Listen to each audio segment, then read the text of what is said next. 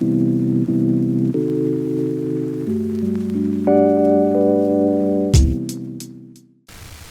back, everybody. I hope that despite the horrors in this world, and I don't think that's an inappropriate word, right? I think you and I both would find what we see almost daily somewhat horrifying.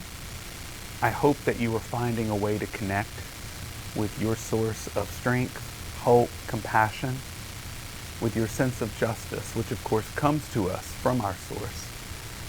We know that changes desperately need to be made and that they will not occur overnight, but I am grateful to be a part of this community and the broader United Church community that is trying to make those changes, one person at a time, one voice at a time, and that collectively we are standing in support of peace, in support of adequate care being provided to all people. So I give thanks for being a part of this great community, beloved and otherwise, that we are a part of. And I want to say one thing about this last sermon that I preached.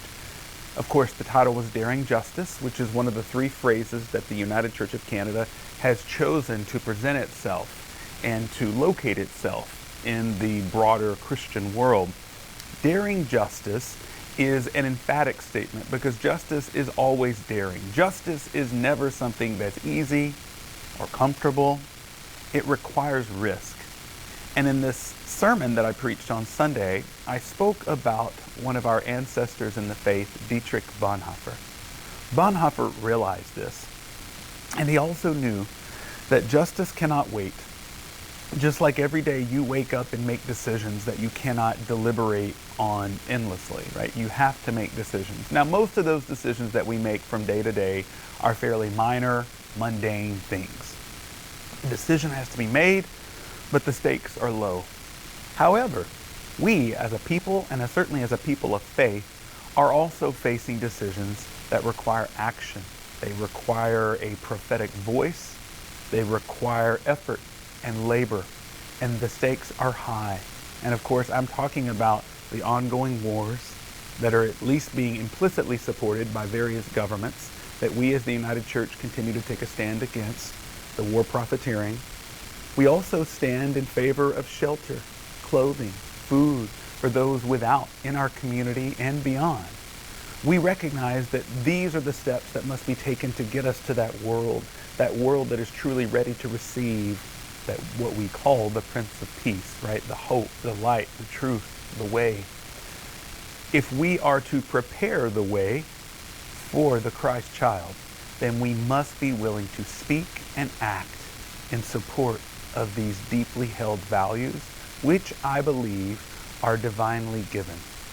These are values that we can abide with. They remain with us, though we will be tempted to compromise them. We will be tempted to overlook them at times in the interest of realpolitik or something more pragmatic. But what I am having to try to wrestle with myself, and I invite you to wrestle with me, is this need to continue to be the voice of the voiceless, to speak on behalf of and with those who are being left out, discounted, persecuted, attacked.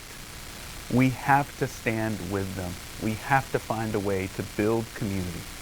And remember, I've said before, community is never convenient. It will require something of us, and we cannot wait. The moment of decision is now. It is here. It cannot wait for endless deliberation. So I encourage you, whatever you're holding on to this season, however you are being called to prepare the way, that you do it.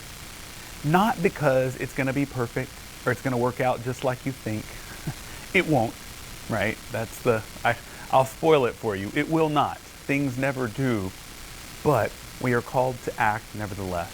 We are called to take steps in the direction of love and compassion, of a better world. That's what we're called to co-create. We're invited to do that, and this season gives us a moment to be still and listen to that voice, the voice that we would otherwise miss because we're too busy going about doing this, that, and the other. So pay attention to the news, but don't become overwhelmed by it. know that you are being called to change things. You, me, and everybody else who wants to be on this journey with us to the manger. So I hope you can take that with you this week and be encouraged by it, and join us next week. Look forward to seeing you then.